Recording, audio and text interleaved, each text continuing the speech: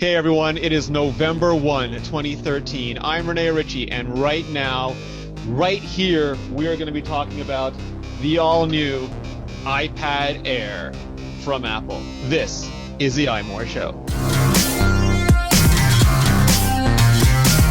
Joining us today, we have the senior editor of iMore.com, Mr. Richard Devine. How are you, Richard? I'm very well, Rene. Happy iPad Day to everybody. Thank you. Also joining us, our special guest star, the lovely, the well-spoken, the managing editor of Mobile Nations, Derek Kessler. How are you, Derek? Well, I'm a managing editor. I don't know about those other things. You are lovely, Derek. Do not sell yourself short. I'll do that enough during the podcast for all of us. So I want to start off by going around the room and asking you about your iPad days. And since Richard lives some point in the future with daylight savings time and British summertime, and I don't know exactly when, but Richard, what happened to you today? How did you get an iPad?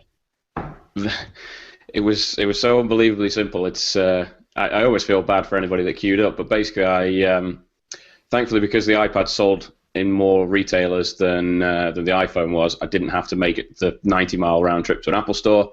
There's stores within a mile that I could go to, so brilliant. One of them, woke up this morning at 6 a.m., went on the website, reserved one, store opened at 9 o'clock, went and had breakfast till 8:55, 9:05, iPad Air in hand, job done. Is there any truth to the rumor that you went to Dixon and was handed one by John Browett, who was standing outside for no reason? No, I think he was just standing outside for no reason, just generally. All right, so what did you get? Well, actually, and there's a little bit of a story to it, but I got the 16 gig Space Gray against all my own advice. I was thinking about it last night, and I basically wanted to buy one just to try it out, just to play with it, see what it was like, with every intention of then selling it on and getting the Retina Mini later in the month. However, things may have changed, so I don't know. All right. I don't know where we go from that. No spoilers. Story. Derek Kessler, you do not live in England. I believe you might even be in the same time zone as me. I get very confused with how these things work. But how was your morning? Eastern. Yes, my morning was early. I got left here at 5:30. Got up to the Kenwood Town Center Mall, where the local Apple store is located, at 6. Actually, a little bit before 6. And you went with our old friend Chad Garrett, didn't you? Yes. Chad used to write for. Back in the days of Tippy, and there was nobody there. Ooh, Halloween, creepy. Yeah, and I'm thinking back to the iPhone launch when there was the big lineup outside that had started at 4 when they had the mad rush to let people onto the mall property, and then at 6 they started letting people into the mall in groups. So I'm thinking maybe they already let everybody inside because it's cold and damp and stuff. And we walked up, doors are locked. Okay, right at 6 o'clock, security guard comes down, unlocks the door, and says, "You guys here for the iPad?" Yes. Yes, that's why I'm here. All right, go on back. Okay. And we walk back, and we are the first ones there, 6 o'clock. Nobody there. I think by the time the store opened, there were maybe 30 people total. Speaking to some of the Apple Store employees as they were chatting with us to see what we were getting and getting us coffee 5 minutes before the store opened, they had a lot of the online in-store pickup orders that people did last night and early this morning instead of bothering coming and waiting in line. So it was actually kind of frightening, but at the same time heartening. And I didn't have to wait in line for a very long time. I was out of the store by 8:09 with an iPad in hand. Nice. So for me, I went after Halloween. I was out most of the night on Halloween, and it's got really miserable weather there, and I was soaking wet. So I drove over to the local mall where our Apple store is, and there was a lineup of about 5 people, and this was around midnight. And like I said, I was soaking wet, so I said, no, I'm going home. And I showered, and I got dried off, and I did a few things for iMore. Then I took a brief nap, and I woke up, and it was 4 in the morning, and I think I heard Derek praying Reveille from somewhere in Ohio. So I got up, I drove back over to the store, and there was still about 5 people, so I decided that was a worthwhile nap. Then I got into line, and while we were there were these trucks that kept unloading gear, and it turned out that Virgin Radio, Richard Branson's radio station in Montreal, go figure, was having a Shave Your Head for Cancer event right outside the Apple store. So the guy holding the door open was I think one of the hosts, and he's like, "Oh, what are all you Apple heads doing here?" And I said, of course, my usual answer, Justin Bieber tickets. Then I said the iPad, and he said, "I'm not buying an iPad till it can take until it has a USB slot." So I wished him luck with that. So he's not buying an iPad. No, he really wants to plug his thumb drive into that SOB really badly. And then he complained. Then he started to he and a developer in the line, Jonathan, started to argue about iOS 7 and whether it ruined everything or stopped Apple from ruining everything or something. And that's how we passed most of the morning. But because Virgin Radio was there and they were starting their Shave Your Head for Charity thing at 5:30 in the morning, which is their drive time show, the mall opened at 5:30 instead of 7 o'clock. And that was a mixed blessing because, you got let in early, but nothing else in there was early, so you couldn't get coffee or anything. And like Derek, I don't know what happened, but there were reports everywhere that Apple started handing out coffee around 5 minutes before 8 o'clock. Which is when the Apple Store opens, which is a really weird time when handing out your coffee. I did appreciate it, though. They got the tickets really late as well. There were no bother with tickets. Yeah, they gave us tickets, but there was no decorations in the window. Usually the whole front is blacked out, and they're putting up decorations. There was none of that. There was no iPad Air displays. You guys have those? We had Airs out on display. Yes. But there was no branding. It was still all iPhone 5S and 5C. Yeah, it's interesting. And I haven't been near an Apple Store, so it could look like anything. I thought England is small. Don't you live right behind Regent Street? Yeah, I mean right behind on the map, but it depends what scale you're looking at. So we waited in line. There was, when the store opened, there was probably around 30 or 40 people in line. I went in. I got a 32 gigabyte space gray LTE iPad, got that immediately, picked up the product red smart cover, and that's where things went off the rails. Because apparently for a tremendous amount of Apple stores, that item had not been entered into inventory, so it couldn't be scanned, which meant it couldn't be bought. So just like when, like the carriers go down, there was a bunch of people trying to buy smart covers just standing around, gumming up the works. About 45 minutes later, someone tried their Apple app scanner, and that worked. So apparently they were fed into the Apple app, but not into the retail Easy Pay system. So whatever. So I paid with it with my iPhone. Then I bought the iPad and I walked out. It was interesting because when I walked out, there was still a ton of people and more people arriving at the lineup. The lineup was longer when I got out, an hour later than when I went in.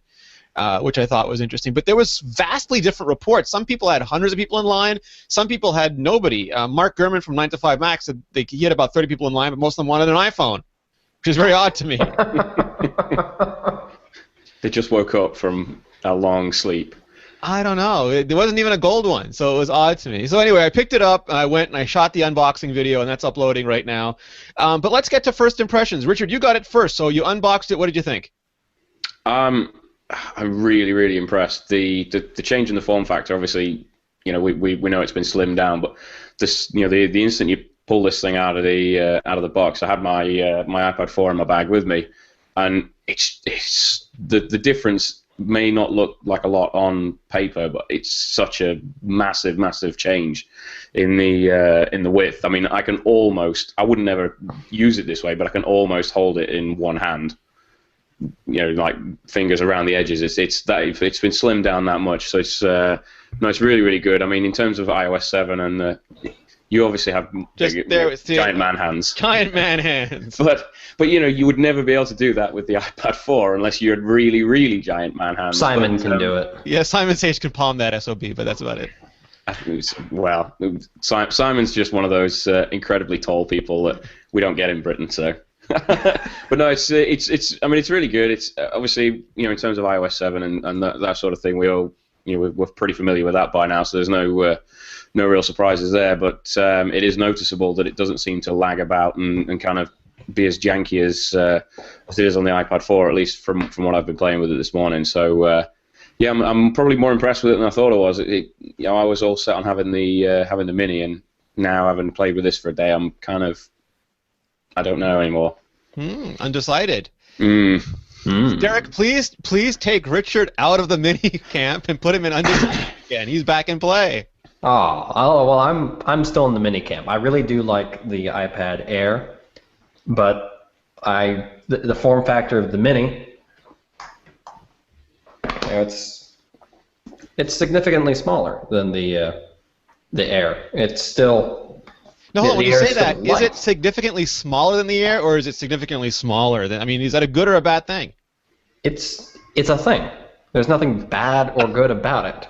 It just is. And it all depends on what your preferences are. Especially when the Retina version of the Mini comes out, it's going to be slightly heavier and literally hairs thicker than the current Mini.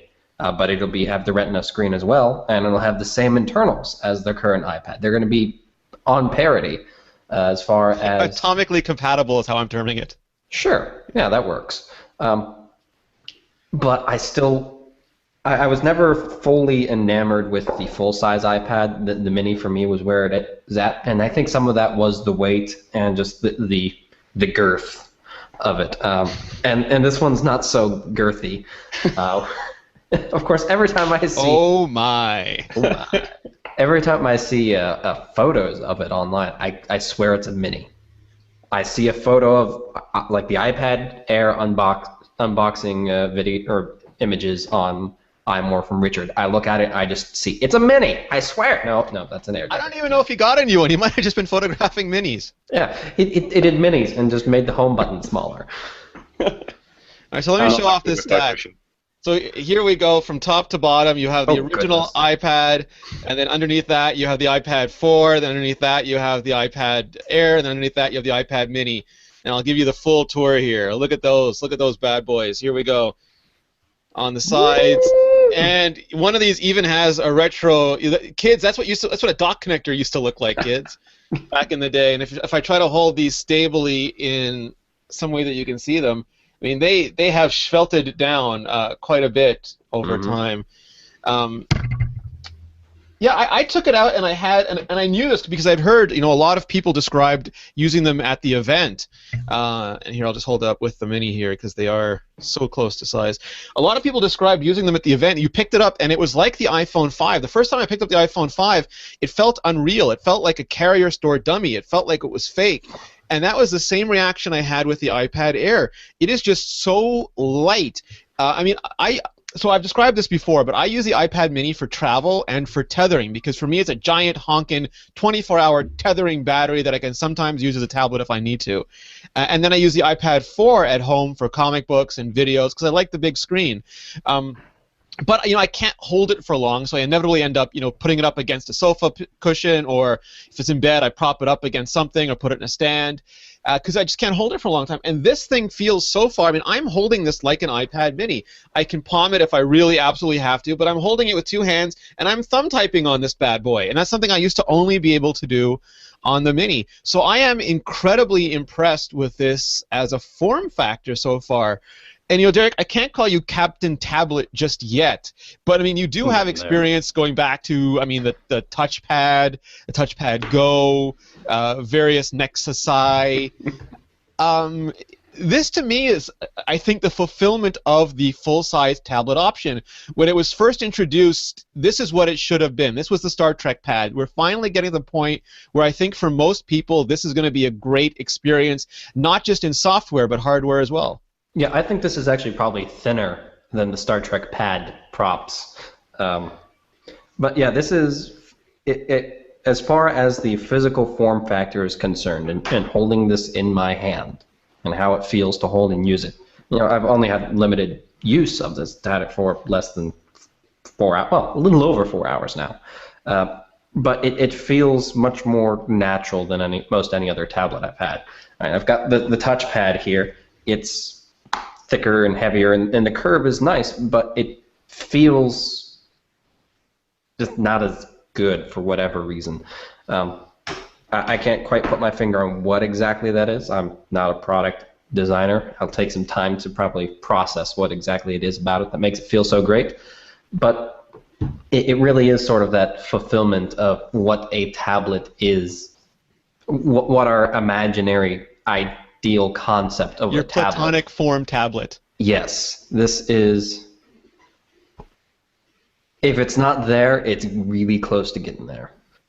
So Richard, your countryman, Sir Johnny Ive, he was knighted by the Queen that both our great nations share. he kept saying in these videos that he really wanted the iPad to just get out of the way. They've even got the curve on it so that from the front you can't see the buttons like you can on an iPhone because they're hidden behind the curve of the device. All you see is the screen, the home button, and the FaceTime button, and the rest is literally a tabula rasa. It's blank. It becomes whatever software device it is. But again, for me, holding it, I was always reminded it was there by the weight. And I'm not sure, like Derek said, if it's quite light enough yet. Maybe an iPad Helium one day will finish that curve. But for me, really, this, I'm like you. I thought the Mini was going to be a much better mobile device. This would be merely portable. But I think I have to put this in the mobile camp. Definitely. I mean, it's. I've been sort of weighing it up against the iPad 4 today. Obviously, I've done a few side-by-side pictures for the site, but just to say that the screen size is exactly the same, the form factor is so different. I can sit with this in one hand, and obviously I can't. I'm not going to suggest I could use it one-handedly, but if I'm browsing the web or I'm reading something, I can comfortably hold it in one hand and still sort of scroll up and down the page. If I'm trying to read some magazines, a couple of books, it's not uncomfortable to hold in one hand and to flick the page over and to move around. And it's it's not, like you say, it's not as light as maybe some of the early reviews were kind of fawning over. But when you put when you put it next to a previous iPad, it's just night and day different. I mean, it's just I couldn't comfortably hold the old one in one hand. It had to be a two-handed device, and just it's amazing how much how much easier and how much nicer it is to hold just by taking those little bezels around. And it's kind of, I mean, I don't own a Mini, but this is almost good enough to me. I honestly thought I wanted the Mini for that portable nature, but I honestly think that this might actually be it now. It's pretty much there. Well, what's funny for me is, and Derek might remember this, when the original iPad came out, it was obviously a two-handed device. It was half an inch thick and it was 1.5 pounds. I mean, it was a huge 1.5 pounds. Looking back, then the iPad 2 came out and we joked it was like a hand and a half device or a hand and 3/4. And I can't say the iPad Air is a one-hand device yet, the way the iPad Mini is, but it's like a hand and a quarter, maybe a hand and a third. Hand and a pinky. If I hold it by the edge, like an iPad Mini, I can hold just like this, and it feels weightless. This one I can still feel weight, but if I hold it in the middle, it feels fine. As long as I change the point of lever, I don't know if leverage is the right point, the fulcrum, whatever term in physics I should be using now to sound less stupid than I do at the moment, that's the term that you should just insert there. But holding it slightly higher up, it just feels much more comfortable. Derek, have you had a chance to try out, because like the Mini, the concern was that the bezel on the side was so small that you couldn't hold it comfortably, and Apple said, well, wait a minute, we've got all this intelligent software that'll just reject unintentional side touches, and the Air is the same thing, and I've been trying it for about half an hour to an hour, and it seems to be working really well for me. Well, the bezel on the Air, I'm looking at the two right here, the bezel on the Air is almost double that of what's on the Mini. It's still much narrower than the top and the bottom than the older iPads, but it's also a lot thicker or wider than it was on the Mini. So I've honestly, in holding it, I don't see my thumb and the meat of my palm really going onto the screen anyway. So I think it's a good width that software doesn't have to kick in all that often. Richard, have you tried it out yet? I'm kind of the same as Derek. It's sort of just holding it one hand. It just sort of nestles, just the palm just comes to the edge of the bezel, so it's not, I don't think it's going to be something again that really needs to kick in very often, but yeah, so far so good, definitely. So one of the other things, and Richard mentioned this earlier, was how well it runs iOS 7. Now, I do clean installs typically, and I know that's not realistic for most people because they build up so much stuff that it would take them too long to do a clean install. But I have a clean install of iOS 7 on my iPad 4, and it flew. It was fine. I had no problems. It was equivalent to an iPhone 5 for me in every way. But this makes that look slow, and it's not really I know intelligently that I shouldn't see that much of a difference because the animations are timer-based and not CPU-based. Like, the more cycles does not speed up the animations on iOS 7, but just everything from the smoothness of the parallax, to how fast applications launch, it feels so quick. And Derek, I've said this on podcasts before, and I don't mind repeating it. If the Apple A7 was a woman, I'd marry her. I am so in love with this chipset. Well, I would be there as a witness for that marriage. Nice. I don't know if it's legal in my province, but I try. I stand behind you and A7's love. Thank you. I'm behind you 100%. Even I'm not sure if A7 looks like 7 of 9, but we can work that out part later. She's silicon. Silicon.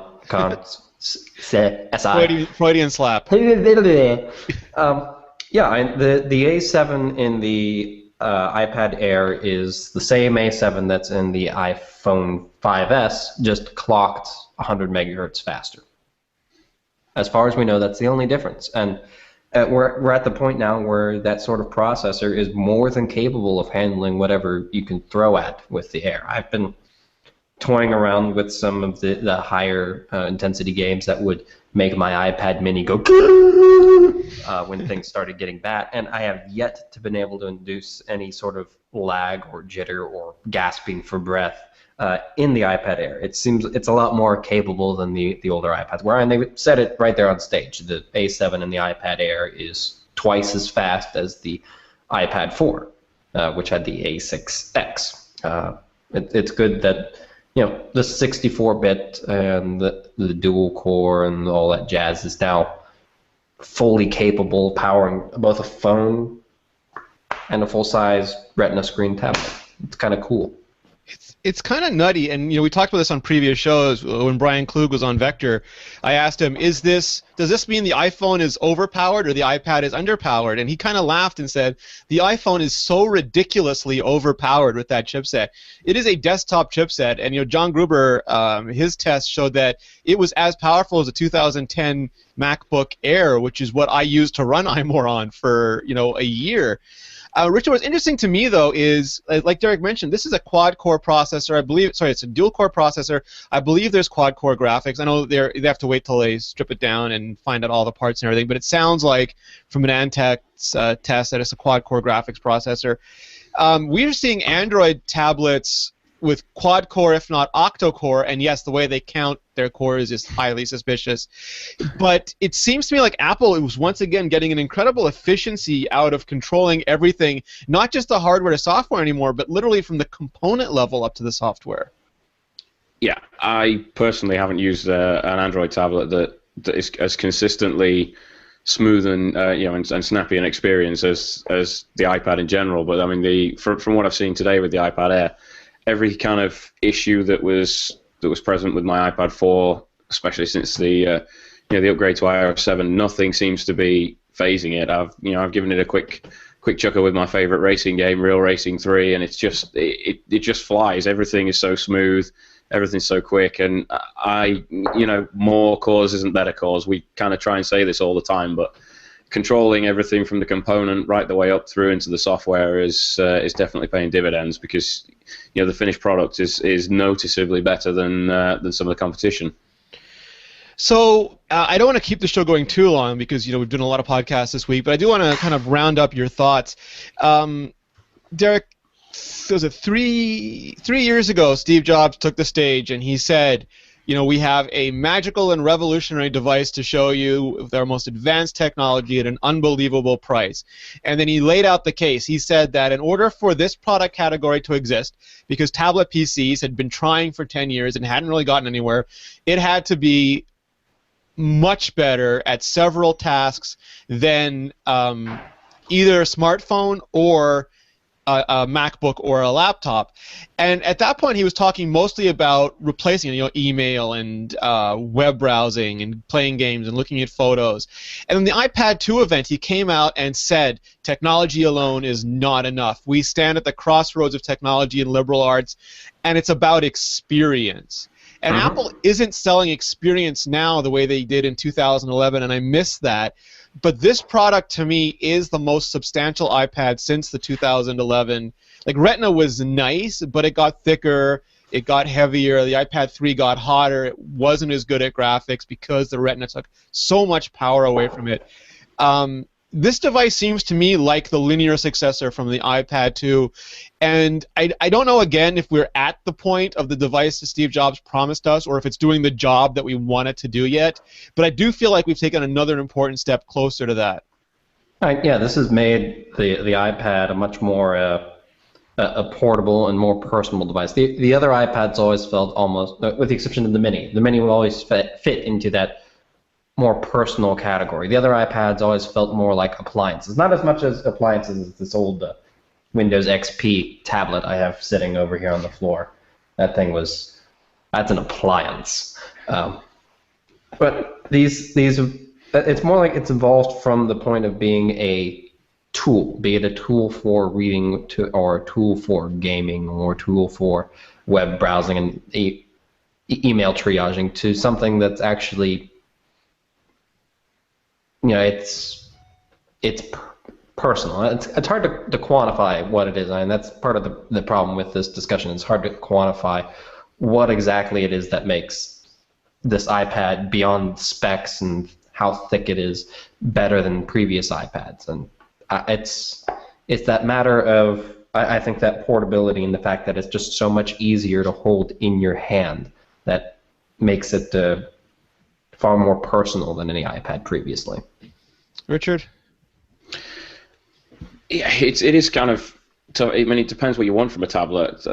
Some people really are trying to, I think, trying to make a little bit too much out of them and trying to say, I want to use this for this, and I'm trying to be too productive with them. I kind of, not even just through the work that we do here at Mobile Nations, but it's, I try and use it more as a leisure device, so casual gaming and videos and books, reading, that kind of thing.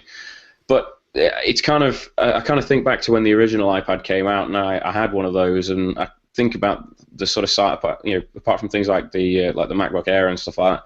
You think of how big laptops were back then, and I didn't want to carry a laptop around with me. I did a lot of traveling back then, like we kind of do now, and I didn't want to carry a laptop because it was, they were so big and heavy, and you got all this stuff that goes with it. And I've kind of had the same thing with the iPad 4. I really want to be able to take it around with me because it's more portable than a laptop, but it's still quite big, and by the time I've put a case on it to put it in my bag, and it's still quite a bulky thing. And this just feels, the iPad Air now feels so much more like I could just, I could go out with it, just slap a case on it, and it be kind of that portable thing that I really want it to be, without having to sacrifice on the screen size, because I do a little bit of light work on it while I'm out and about.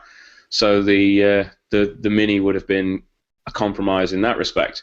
So I'm not sure if it's everything that we want it to be, but it's definitely the closest we've come so far. All right, so Derek, just to round us out, we're going to go through the room. Any last thoughts on iPad Air launch day? Anyone who's still wondering about Air versus Mini, or whether they should try it out, or what? Final thoughts?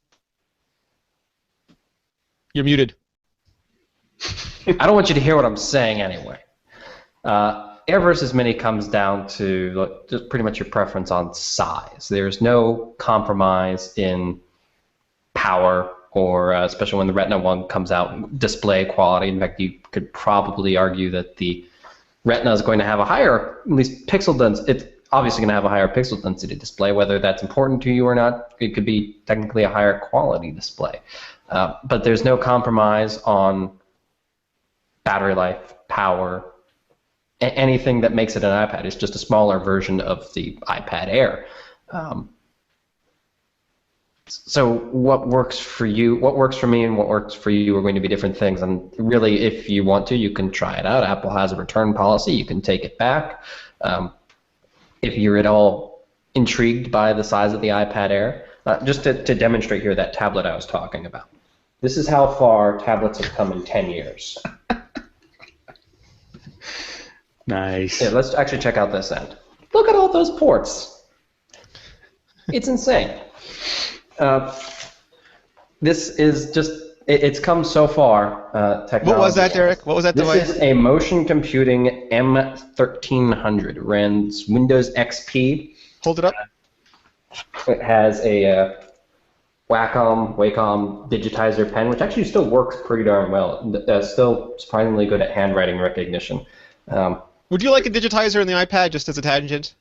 Yeah, I stopped by the Microsoft store today after getting the iPad, and there was nobody there, which is kind of sad because they've got a lot of nice hardware in there, and I'm Windows 8 is, especially with the 8.1 update, starting to grow on me a bit. Maybe when Xbox One is introduced, they'll have more people there. Yeah, and played with the Surface Pro, which has that same sort of digitizer, and it was fantastic being able to use that as well as being able to use just my fingers on it.